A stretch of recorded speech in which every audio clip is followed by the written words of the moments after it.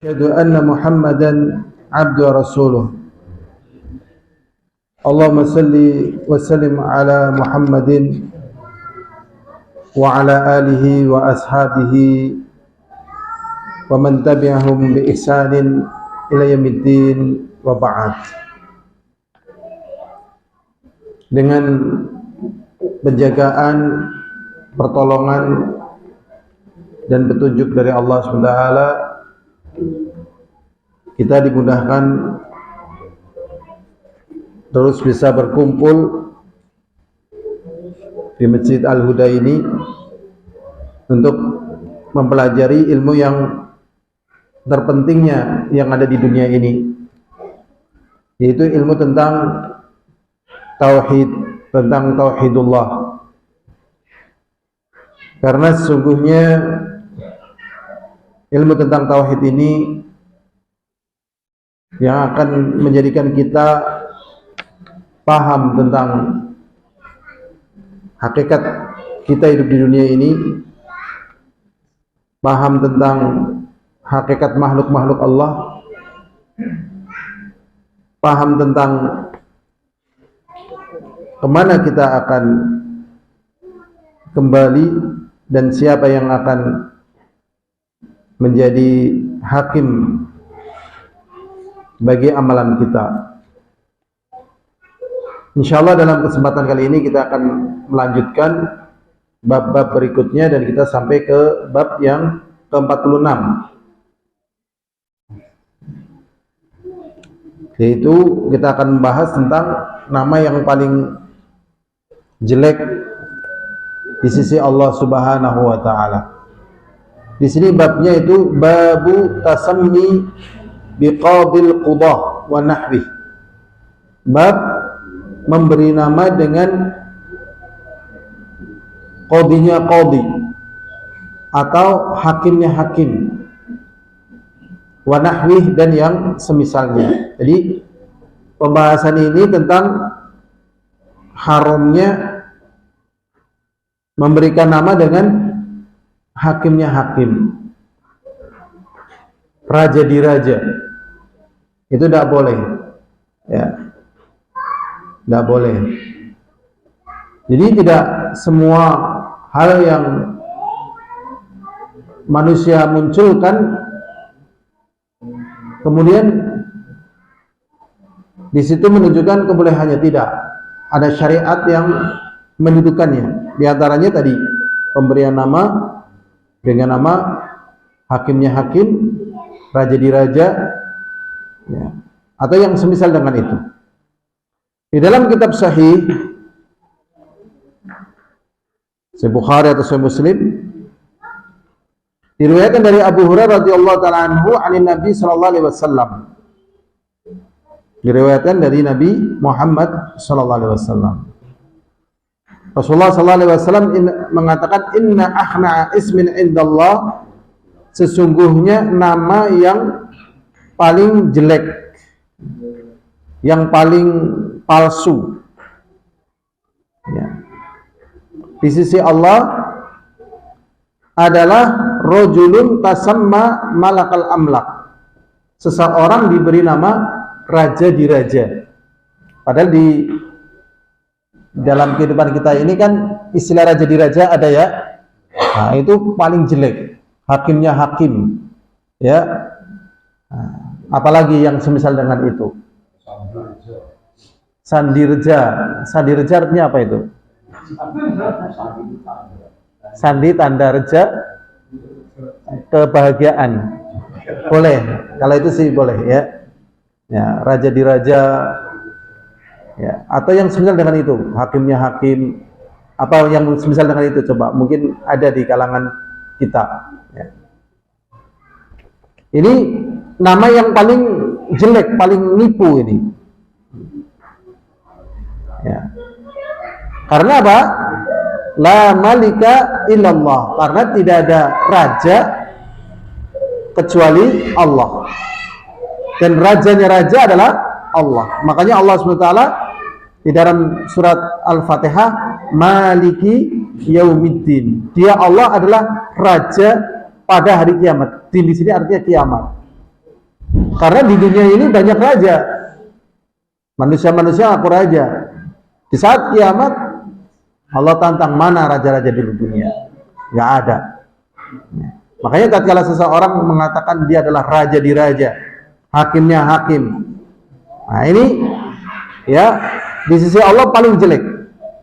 Qala Sufyan mithlu Syahin Syah. Sufyan Ats-Tsauri memberikan contoh yang beredar di masyarakat adalah Syahin Syah. Ini bahasa Persia. Syah ya. Reza. Reza itu ridho. Syah. Syah itu raja. Pahlavi artinya nggak tahu. Di Indonesia banyak yang namanya Syah. Syah itu artinya raja. Bahasa Persia. Syahin Syah, rajanya raja. Atau misalnya kaisarnya kaisar misalnya. Ya, ini nggak boleh.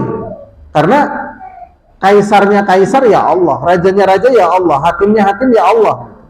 Jadi dia menempati pada posisi yang haram untuk manusia, yaitu hanya untuk Allah Subhanahu wa ta'ala. Kemudian pada riwayat yang lain Rasulullah mengatakan, aghyadu rajulin 'ala Allah yaumil qiyamah wa akhbathahu. Dia adalah orang yang paling dibenci oleh Allah dan paling jeleknya pada hari kiamat. Jadi jangan mau dikasih nama raja di raja. Mungkin dalam masalah ini ada pertanyaan atau ada semacam masail ya, atau faidah atau muskilah ya. Bagaimana misalnya ada seseorang ya diberi nama raja di raja, tetapi tidak mutlak. Dia dikaitkan dengan nama kampungnya, nama kotanya, nama negerinya, negaranya. Nah, ini secara hukum boleh atau tidak boleh? Ya, para ulama membolehkan. Misalnya dia adalah raja di kampung Kelinci. Ya, dia raja di raja di mana? Di kampung Kelinci, tidak mutlak. Tapi kalau raja di raja ya Allah. Dia adalah Syahin Syah di kota Kucing misalnya, ya, di kota apa? Kucing, dan nama kotanya Kucing gitu. Ya. Atau ya begitulah kurang lebih. Tidak mutlak, maka ini menjadi apa? Boleh. Karena dia tidak ya memutlakkan ya. Ini namanya muqayyad, tidak memutlakkan, maka hukumnya jadi boleh secara hukum. Tetapi di dalam prakteknya tentunya ini sulit. Misalnya ada kampung Kelinci, di situ ada raja. Di antara raja yang ada di kampung Kelinci itu, di kampung ini ada seorang raja yang ternyata membawai raja-rajanya. Nah, tatkala orang menyebut dia adalah raja di raja. Nah, kadang kan orang lupa, ya, menyertakan nama kampung tersebut. Dia adalah raja di raja. Ya, nama ketua RT di Maluku itu kan juga raja. Bapak raja gitu ya. Nah ini mengatakan selanjutnya kan biasanya apa? Lupa, dia adalah raja di raja. Harusnya jangan lupa, dia adalah raja di raja di kampung Kelinci misalnya. Nah ini tidak apa-apa secara hukum. Tapi yang jelas hal-hal yang demikian ini dijauhkan, ya, dijauhkan. Dan ini terjadi dalam kehidupan manusia. Buktinya ada nama Syahin Syah. Ya, di negeri kita ini sudah pernah dengar raja di raja? Pernah dengar atau belum? Pernah ya kan? Dan ada ya. Berikutnya hadirin azani wa azakumullah. Bab ke yang 47. Babu ihtirami asma'illahi ta'ala wa taghyiril ismi li ajli dzalik. Bab memuliakan nama Allah yang maha tinggi dan merubah nama karena dalam rangka memuliakan nama Allah. Jadi kadang orang itu tidak tahu kalau nama disandarkan ya, sebagai penghambaan itu harus kepada Allah. Kalau kepada selain Allah nggak boleh. Ya. Contohnya misalnya Abdur Rasul, boleh apa tidak? Tidak boleh. Ada yang namanya Abdur Rasul. Ya. Nah, saya sendiri punya mbah ya. Mbah saya namanya Abdul Ma'ruf. Ya. Boleh nggak Abdul Ma'ruf? Tidak. Tidak, ya. Pokoknya disandarkan kepada selain nama Allah itu tidak boleh. Memang ada pengecualian Abdul Muttalib. Ya, Abdul Muttalib. Kenapa Abdul Muttalib dikecualikan dalam pembahasan kitab Tauhid? Karena sebenarnya namanya bukan Abdul Muttalib. Aslinya namanya Abdullah. Ya. Tapi karena juragannya Muttalib artinya orang mengucapkannya Abdul Muttalib. Artinya Abdullah. Jadi menyandarkan nama kepada selain Allah dalam pengambangan itu tidak boleh dan itu harus diganti. Ya, Abdul Butun. Nah, penyandaran kepada Abdul Butun ini sebenarnya satu hal yang sangat mengerikan ya bagi orang yang paham. Ya. Tapi kalau orang diberi nama Abdul Butun, mengapa tidak boleh? Nama bayimu siapa? Abdul Butun. Boleh apa tidak boleh? Tidak boleh. Ya, Butun artinya perut. Nah, itu namanya lakob. Ya, jadi dalam bahasa Arab itu ada yang namanya ismun karim, ada namanya kunya, ada yang namanya lakob. Ya, ada namanya apa? Lakob. Berikutnya hadirin azza wa jazakumullah, lakob itu artinya julukan. Ismun karim nama orang, kunyah nama panggilan. Berikutnya an Abi Syuraih, diriwayatkan dari Abu Syuraih, kana yukanna Abul Hakam. Dahulu Abu Syuraih ini kunyahnya namanya Abul Hakam. Hakam itu orang yang sangat bijak. Nah, orang yang sangat apa?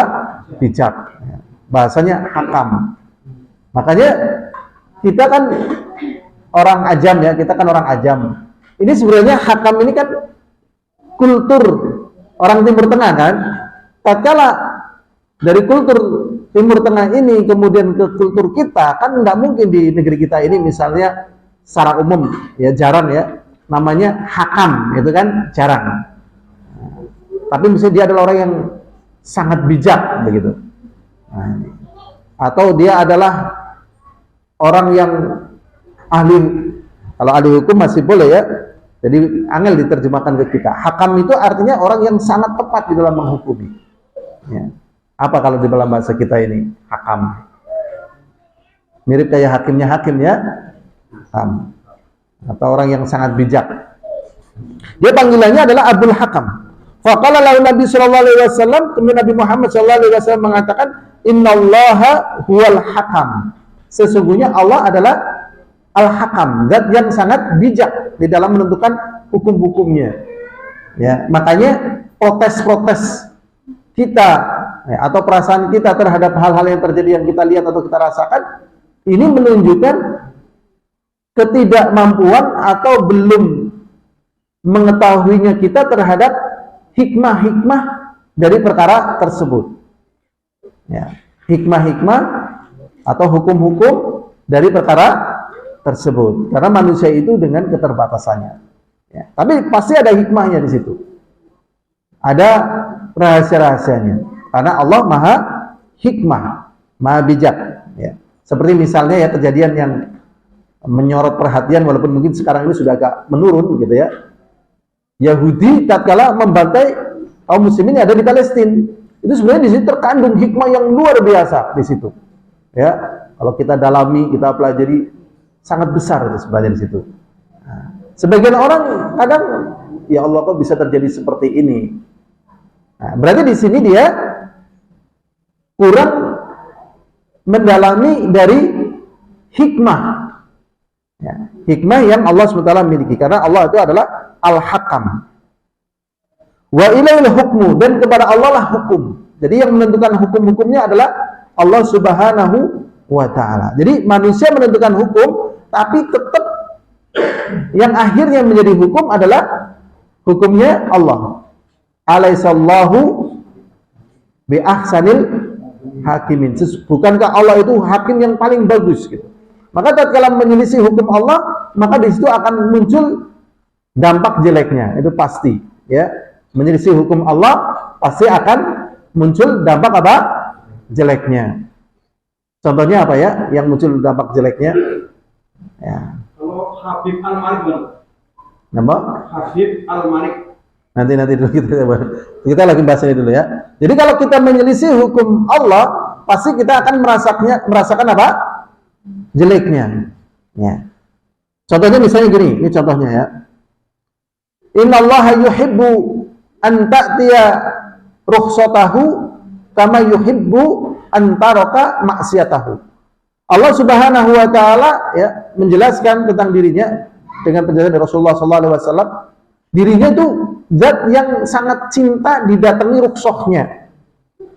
Sebagaimana Allah cinta ditinggalkan maksiatnya.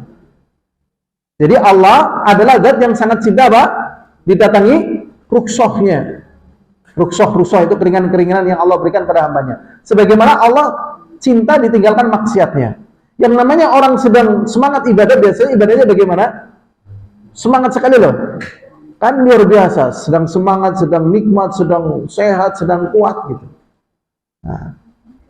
Nah, ini persis seperti kejadian tatkala Sa'ad bin Abi Waqqas radhiyallahu taala anhu di masa tuanya, bahasa Jawanya itu repeh. Antum kenal repeh? Repeh apa? Ini bahasa Jawa ya. Lumrah kan kesel ya. Repeh itu kayak kehilangan kekuatan ya di masa tuanya. Loyo ya. Kan repeh, repeh, rapih gitu ya. Sing rapih apa? Lokro mungkin. Lah akhirnya Rasulullah SAW mengatakan walakin sa'atan ya saat. Oh iya lah, kamu kalau mau beribadah itu sesaat-saat aja. Dalam artian kalau memang sehat, sedang fit, durasinya naik nggak apa-apa. Tapi kalau lagi capek, durasinya turun, nggak apa-apa juga. Nah kadang orang lagi semangat, ya kan? Tatkala badannya kurang fit kan lagi semangat, tidak peduli, antem terus gitu. Lah akhirnya berdampak di masa tuanya merasa kecapean.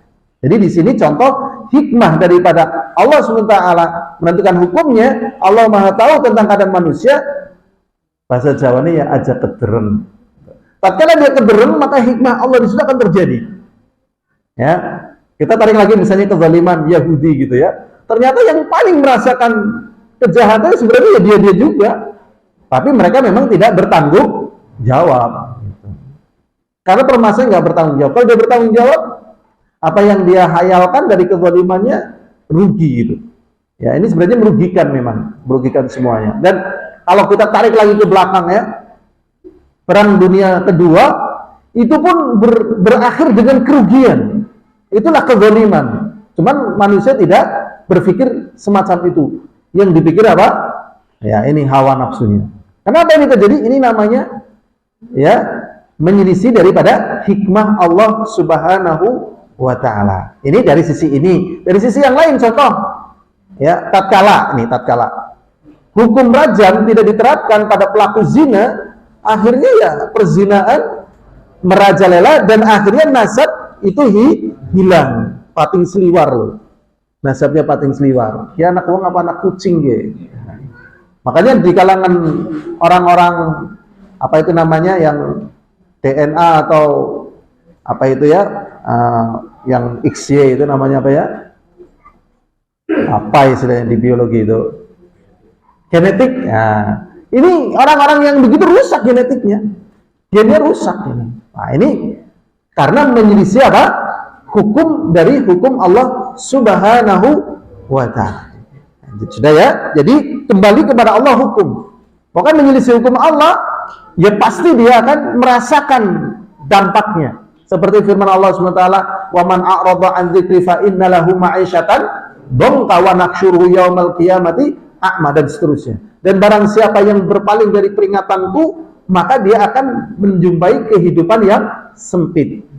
Aneh kan ya, orang yang tidak pernah ibadah, tidak pernah peduli dengan ketakwaan dan sebagainya, zahirnya seharusnya dia bahagia, tapi kenyataannya mereka justru menghadapi apa? Kesulitan. Karena hukum kembalinya kepada Allah. Kemudian dijawab oleh Abu Syurai ini, "Inna qaumi idza ikhtalafu fi syai'in atuni." Sesungguhnya kaumku apabila terjadi perselisihan datang kepadaku. Fahakamtu bainahum, kemudian aku selesaikan di antara mereka. Faradi kila fariqain, kemudian kedua kelompok tersebut rela. Faqala, kemudian Rasulullah mengatakan, ma ahsana hadza, betapa bagusnya ini. Maksudnya dia memiliki hal yang demikian ini betapa bagusnya, sehingga masyarakat apa?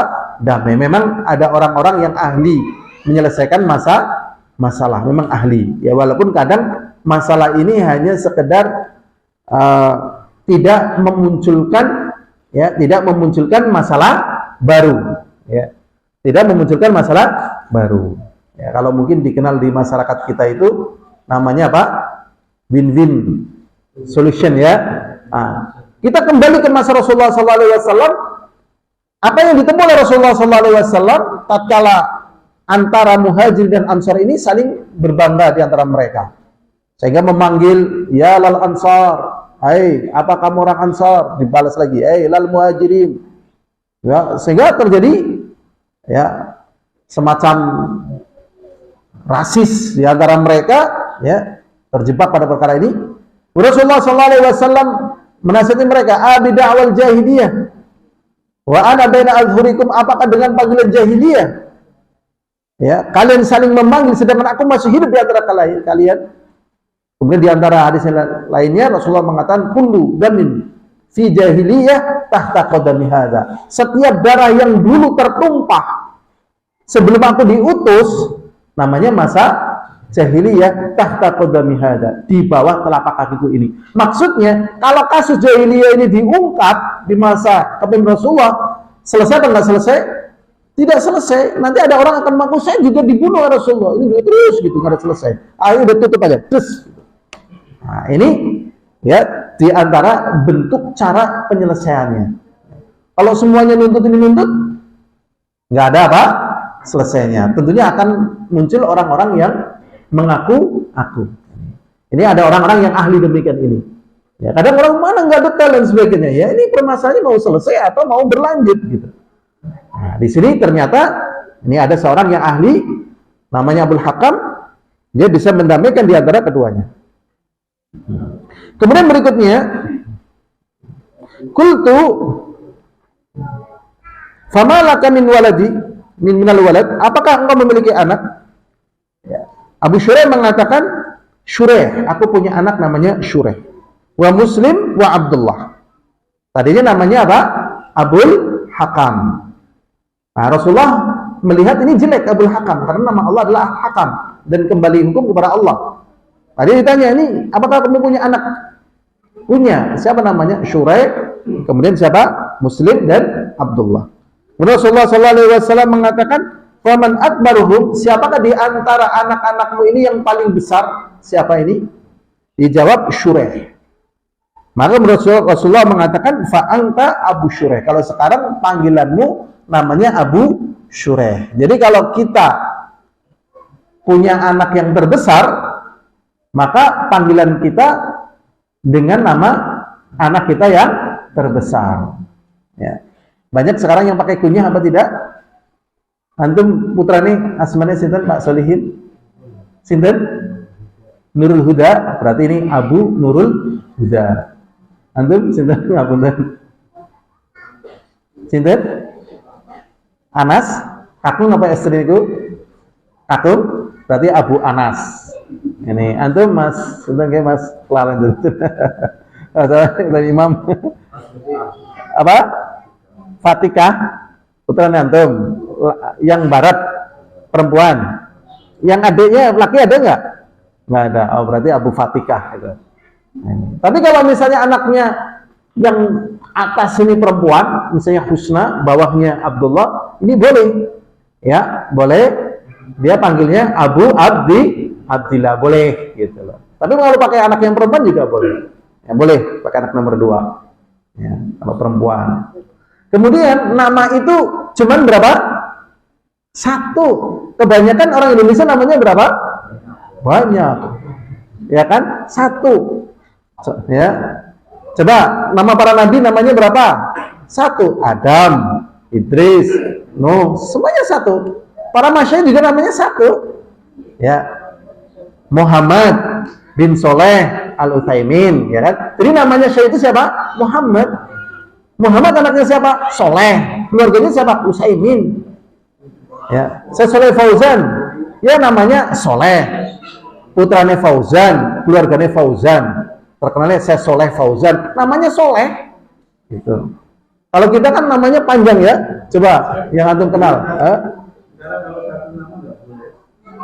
Anak saya namanya satu loh, Abed Ibn Nafil Al-Asif, itu tercatat di akte gitu. Namanya siapa? Abad gitu. Anak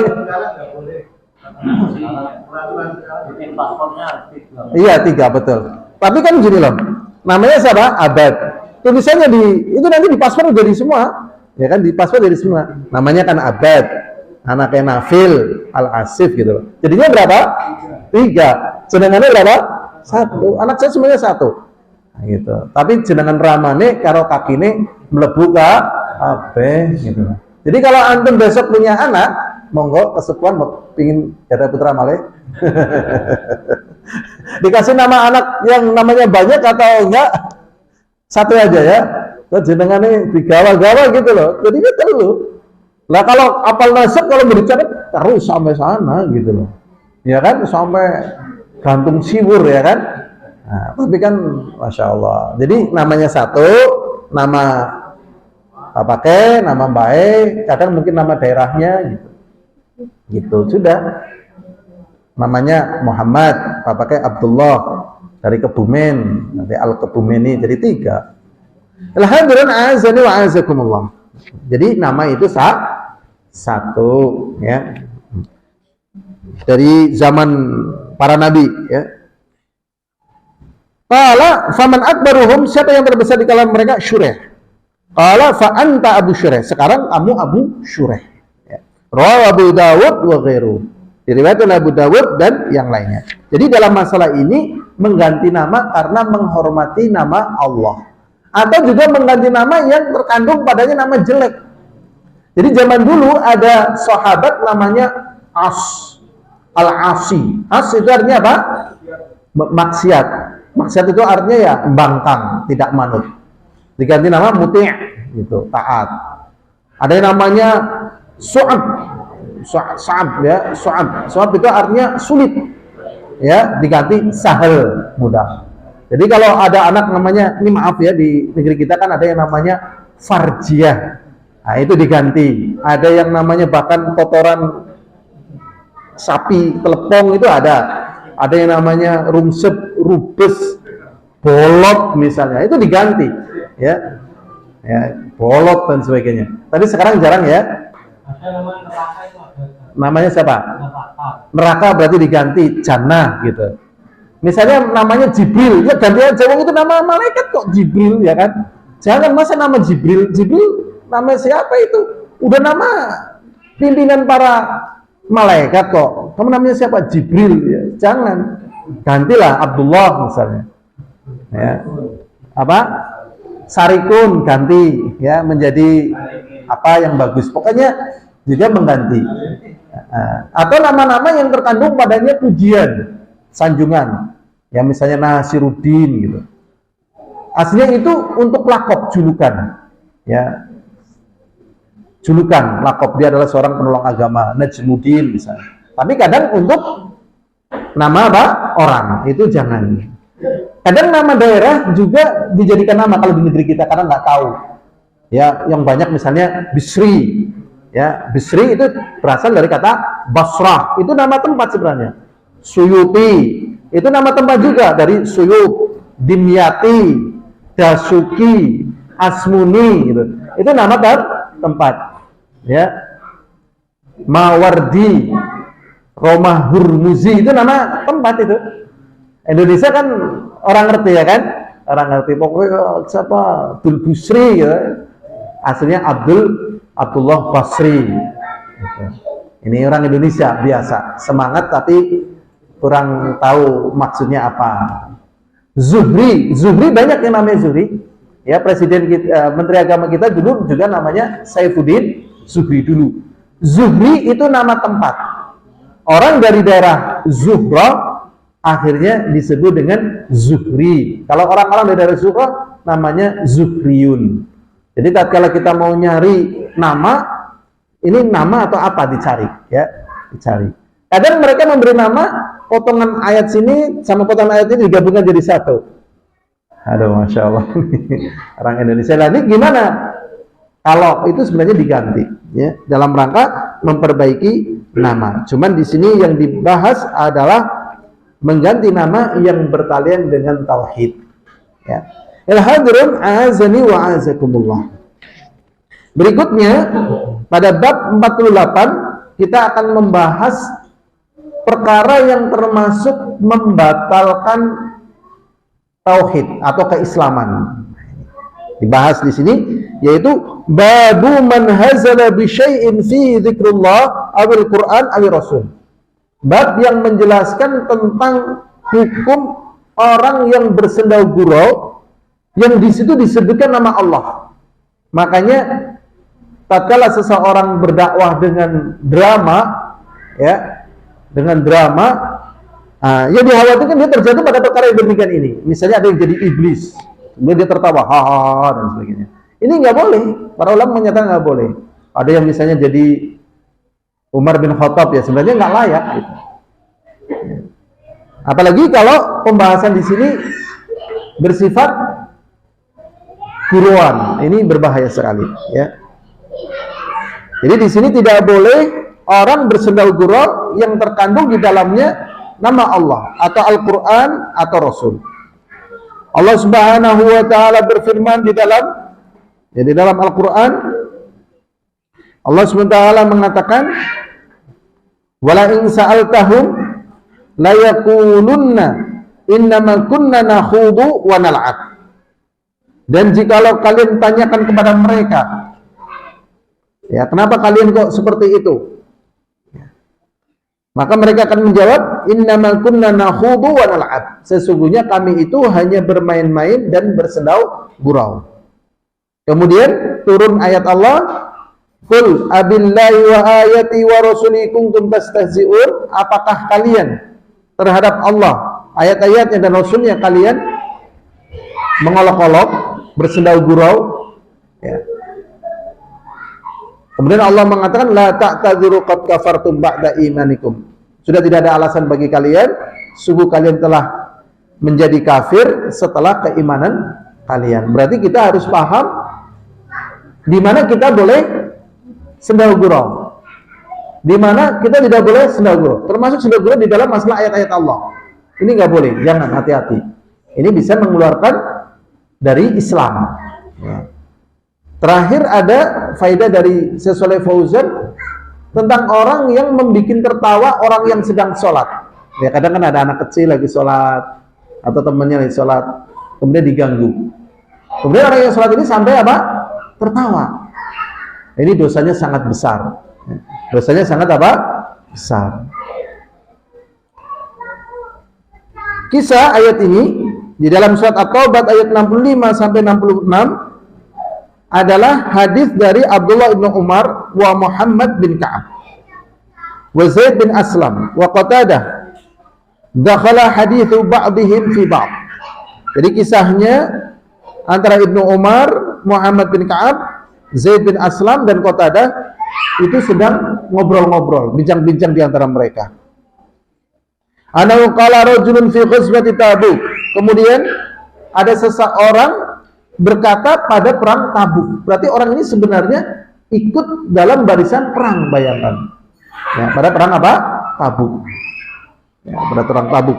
Berarti Tabuk ini kan tempat di sebelum mana ya? Yordan. Perang Tabuk. Ya. Ini jauh ya dari Madinah. Mungkin jalan kaki dari sini sampai Surabaya. Ya. Tabuk, daerah Tabuk ini. Karena waktu itu Romawi ingin membuat pangkalan untuk keamanan wilayahnya, ingin membuat pangkalan di Tabuk, sehingga berangkat ke sana, Tabuk. Jauh sekali ini. Ya. Ternyata ini ujian yang berat ya. Dia nggak bisa menahan sampai akhirnya mengatakan dengan kata-kata yang menurut dia itu biasa. Tapi secara syariat ternyata sangat mengerikan. Dia mengatakan ma ra'aina mithla qura'ina haula. Tidak pernah kami melihat orang-orang seperti qura'-qura' kita ini. Ya, kita belum pernah melihat orang-orang yang ahli baca seperti ahli baca kita ini. Arghabu butunan, dia adalah orang yang paling rakus makannya. Kita belum pernah lihat kori-kori yang makannya apa? Rakus. Ya, sering diartikan dengan buncit, yang paling rakus makannya. Nek bahasa kita ini apa? Mungkin gelembong gitu ya. Gelembong atau apalagi rai sega misalnya kan, atau apalagi macam-macam ya. Apa? Kemarut gitu ya. Wah, kita belum pernah nih lihat orang-orang yang kemarut semacam ini. Ya. Ya, wala akdzabu al-sunan. Dan tidaklah pernah kita lihat orang yang lebih dusta lisannya, yang suka dusta ini. Wala ajbana 'inda liqa, dan yang paling penakut kalau perang. Nah, dari ucapan ini maksudnya adalah Rasulullah. Dia sedang menjatuhkan Rasulullah.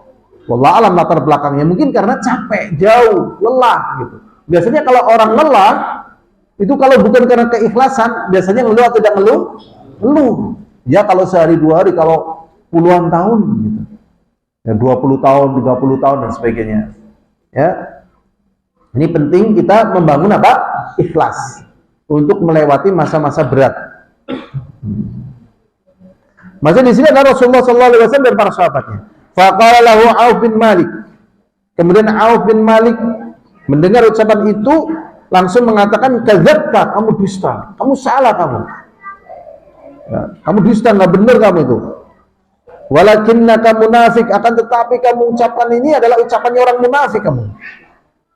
La akhbiranna Rasulullah sallallahu alaihi wasallam, sungguh aku akan beritakan kepada Rasulullah sallallahu alaihi wasallam. Fadhahaba Auf ila Rasulillah sallallahu alaihi wasallam yukhbirahu. Kemudian akhirnya Auf pergi ke Rasulullah sallallahu alaihi wasallam untuk mengabarkan berita ini. Fawajadal Qur'an qad sabaqahu, ternyata Al-Qur'an sudah turun. Faja'a dzalika ar-rajulu ila Rasulillah sallallahu alaihi wasallam. Akhirnya orang ini datang ke Rasulullah sallallahu alaihi wasallam. Maksudnya ingin minta maaf, ingin klarifikasi. Nah, ingin klarifikasi. Biasanya kan orang berbuat salah kemudian klarifikasi. Hati-hati sekalinya. Waqad irtahala wa raqiba naqatahu. Ternyata Rasulullah telah pergi dan mengendarai ontanya. Faqal, kemudian dia mengatakan, ya Rasulullah, wahai Rasulullah, inna kunna nakhudu. Kami ini enggak ada niat mencela engkau dan seterusnya. Kami ini hanya bergurau. Biasa orang kalau sudah dihadapkan hukum, kemudian bahasanya malik. Ini enggak mau ngakuin. Ya, mungkin dia bisa di dunia bahasanya berubah, tetapi hukum Allah tetap terjadi. Ya, makanya jangan sampai di dalam hati kita itu ada perasaan tidak suka kepada hamba Allah atau kepada syariatnya. Kadang kan kita merasa berat tatkala ada orang mengamalkan syariat, atau kita sendiri tatkala menjalankan syariat merasa berat, atau melihat hamba Allah mungkin merasa berat. Ditahan, jangan sampai muncul kecuali kebaikan. Kalau kita merasa berat dan tidak mampu, ya Allah mampukanlah ya Allah. Atau tatkala kita merasa tidak bisa memahami tentang sebuah syariat, ya Allah pahamkanlah hamba ya Allah. Dan berikanlah kemudahan kepada hamba untuk menerima syariat ini ya Allah. Ini hati-hati sekali ya. Biasanya kalau syariat-syariat yang agak berat kan biasanya masalah apa? Kisos, kemudian masalah apa? Rajam, masalah apa biasanya? Ta'adud biasanya, ya, masalah jenggot juga kan. Ini sering buat apa? Pelecehan. Wedus maning, wedus ya. Elek ngerti lah. Nah, ini sabar ya, sabar. Kamu ada jenggotnya jelek, tahu kamu nggak? Ini hati-hati nih, jenggot ini kan sebenarnya bukan karena kita suka ya, dalam arti secara itu, tapi karena sunnah, sehingga kita mencintainya begitu. Ya. Dan ini hukumnya beda dengan orang yang miara jenggot, tapi bukan karena sunnah, dia tidak dapat pahala. Kan sebagian orang juga miara apa? Jenggot. Tapi bukan karena sunnahnya, bukan tidak dapat pahala. Kadang juga cingkrangnya tidak dapat pahala. Tidak dapat pahala ya karena memang sunnahnya. Maka tatkala orang mengomentari yang begitu bahaya, ini bisa kufur. Apa sih jenggotnya gitu? Hati-hati sekali, ya. Hati-hati sekali. Dan memang kadang orang nggak bisa menahan seperti ini. Ya, misalnya ada orang kerja di kantor, pakai jenggot, celana cingkrang. Kadang kepalanya mengatakan, saya ini lihat kayak gini, ini kayak orang yang di sawah, tahu kamu nggak? Ini kantor, nggak boleh ngomong kayak gini, nggak boleh berperan demikian ini. Ada seorang cerita, ya kepada saya, dia diperlakukan sama atasannya demikian itu. Wah, ini hati-hati ini, ya hati-hati karena hubungannya dia menjalankan itu dari sisi syariat, bukan dari sisi dirinya. Kita lanjutkan saja, ya. Mungkin agak sedikit terganggu, tapi nggak apa-apa. Ya. Inna kunna nakhudu, sesungguhnya kami itu hanya bersedau gurau. Wa natahaddatsu haditsa raqbi, dan kami hanya ngobrol obrolan orang-orang yang sedang berjalan, nggak serius, nggak sungguhan. Naqma'u bihi ana at-tariq, ternyata dia memegangi kendali unta Rasulullah.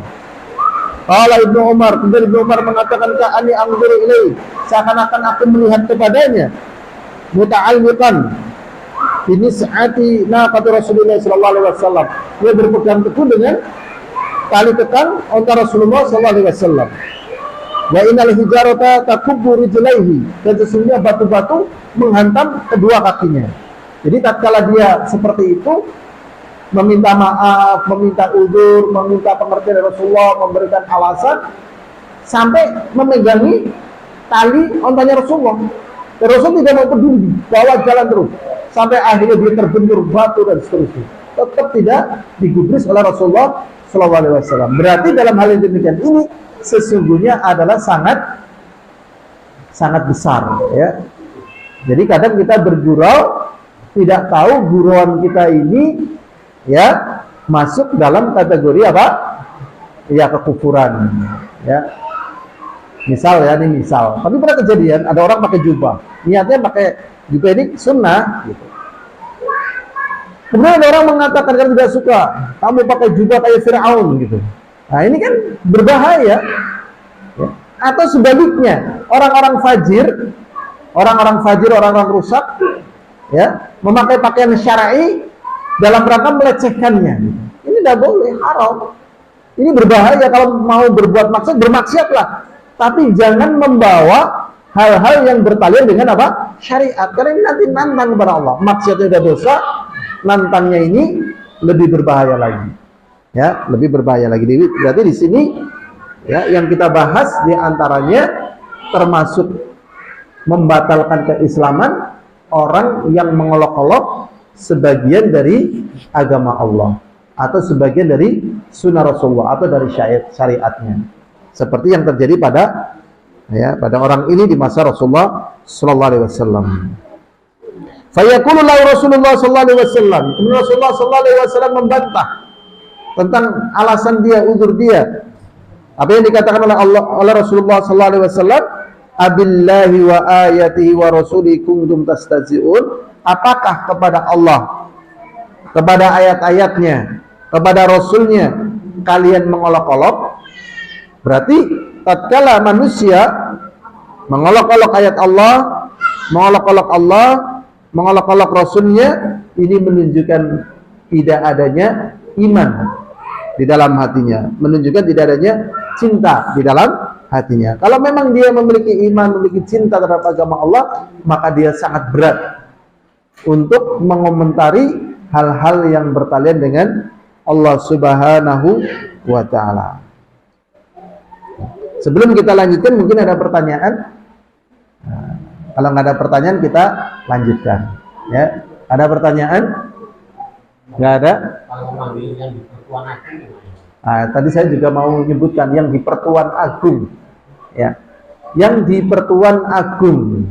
Sekarang ini harus di Kuwait sebenarnya, ya. Di Kuwait itu tidak dimutlakan. Yang di Pertuan Agung di negeri kelinci misalnya. Nah, tapi kalau dimutlakan ini tetap berbahaya. Kan di Pertuan, ya, diagungkan, kan Sayyid, diagungkan. Nah,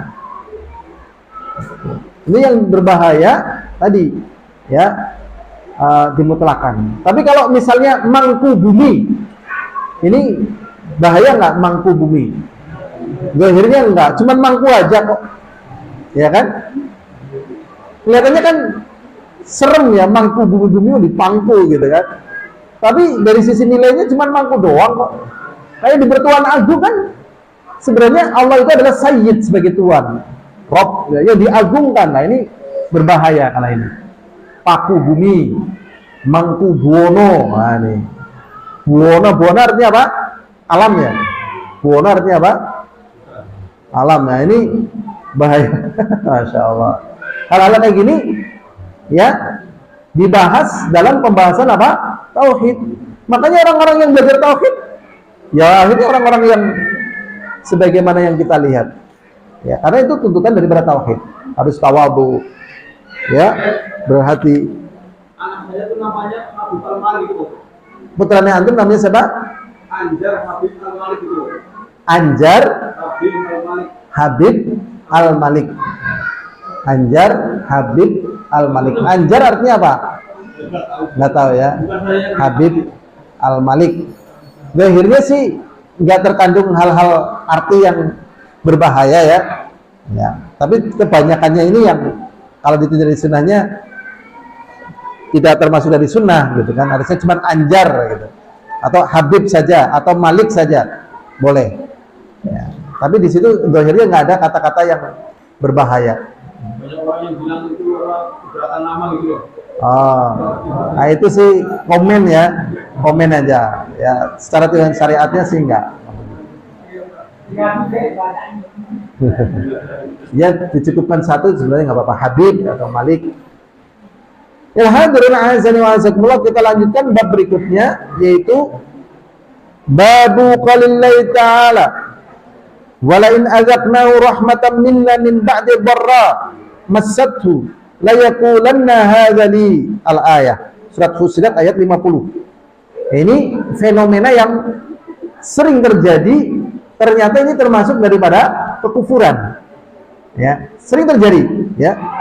Allah SWT mengatakan begini, dan jikalau kami melimpahkan kepada satu rahmat. Jadi tatkala Allah Subhanahu wa taala memberikan apa? Rezeki yang banyak. Satu rahmat, anugerah yang besar, yang banyak, yang mudah, ya. Ya. Min ba'di dharra, setelah dia tertimpa kesulitan dan kesusahan.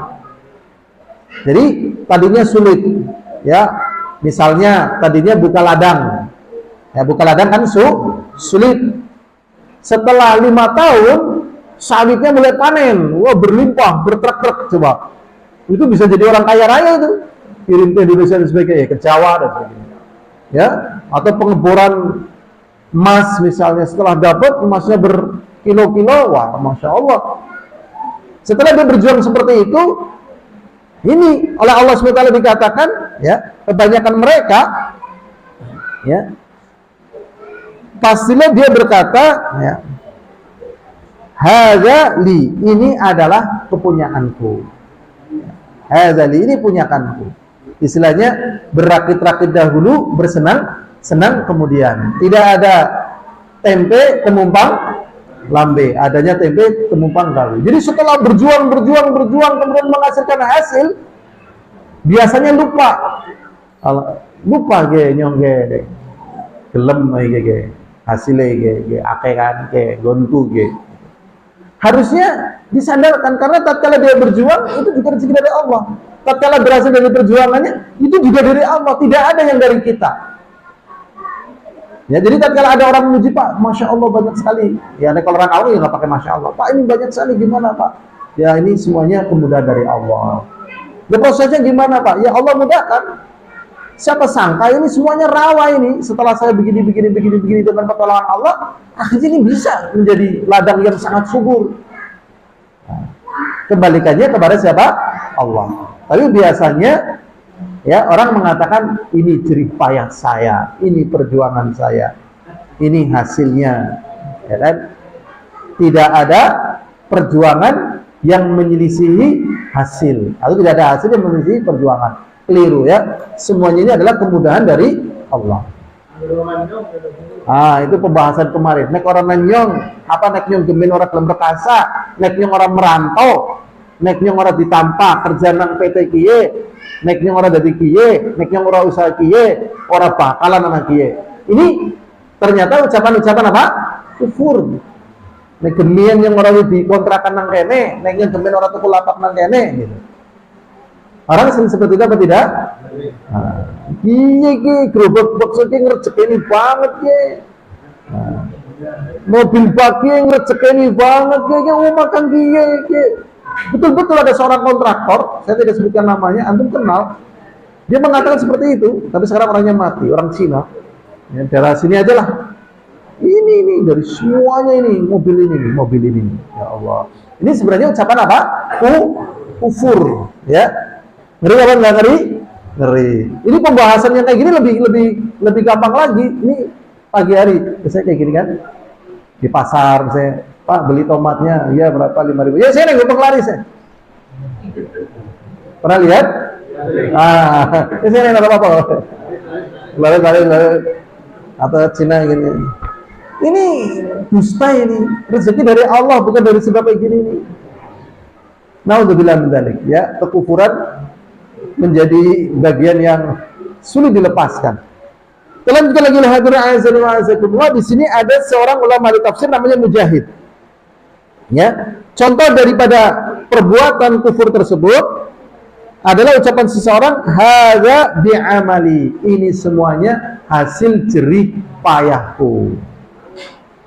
Wa ana mahkukum bihi, ya memang aku berhak untuk dapat itu. Yang namanya hasil itu karena perjuangan dan tidak ada ya hasil yang menyelisihi perjuangan. Sebenarnya bukan perjuangan, kemudahan dari Allah. Banyak orang yang berjuang sampai sekarang menderita kok, belum sampai nikmat mati kok, banyak ya, banyak sekali orang-orang yang hidupnya susah, berjuang berakhir dengan susah, belum sempat nikmat udah meninggal.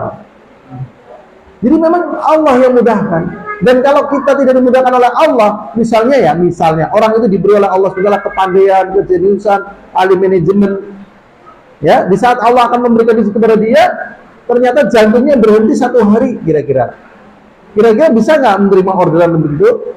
Tidak. Jadi memang kemudian dari Allah. Tapi manusia sering lupa. Berikutnya waqala Ibnu Abbas mengatakan yuridu min indi. Maksudnya di sini adalah ucapan ini adalah dari sisiku. Wa qauluhu qala innama utiwa ala ilmin. Ini kisahnya Qarun. Wahai Qarun, kamu hartanya banyak seperti ini dari mana? Ya ini keahlianku, kepandaianku. Makanya ya hati-hati itu belajar bisnis dari para motivator. Jadi motivator itu kadang ya namanya dasarnya motivator bukan orang-orang yang belajar ilmu agama, hanya sekedar memotivasi. Sekarang ini masih banyak nggak motivator itu? Ya dulu ada Robert Kiyosaki, ada macam-macam itu. Ya, ada bahkan teori-teori yang nggak benar. Ya bisa diterapkan tapi ini nggak benar. Antum sudah pernah dengar teori kaya dengan hutang? Purdi Chandra waktu itu yang kembangkan. Ya, dan banyak sekali para motivator. Tapi mereka itu bukan orang yang belajar agama, hanya sekedar memotivasi. Sedangkan raihnya rezeki itu bukan hanya sekedar dapat, ya, tetapi berkah dengan keimanan, kemudian paham hakikatnya gitu. Sehingga para motivator ya, dia menyemangati orang untuk cari duit, dan setelah dapat duit gimana? Ternyata setelah dapat duit seneng-seneng. Kita cari duit, setelah dapat duit apa? Seneng-seneng. Kaya mati, miskin mati. Nah, ini nggak benar ya. Jadi kembalinya adalah kepada ilmu tauhid. Adapun tatkala dia ingin mendapatkan sesuatu dari perkara dunia berdasarkan ilmu, ya belajarlah. Ya, memang itu merupakan wasilah. Tapi tatkala sesuai dengan ilmu, kemudian dia mendapatkan, maka hasilnya itu kembalikanlah kepada Allah. Ini saja yang bisa kita pelajari. Alhamdulillah dalam satu pertemuan kita sudah membahas 4 bab, dan semoga sebelum Ramadan kitab ini telah selesai. Semoga. Wallahu a'lam bishawab. Alhamdulillah. Assalamualaikum warahmatullahi wabarakatuh.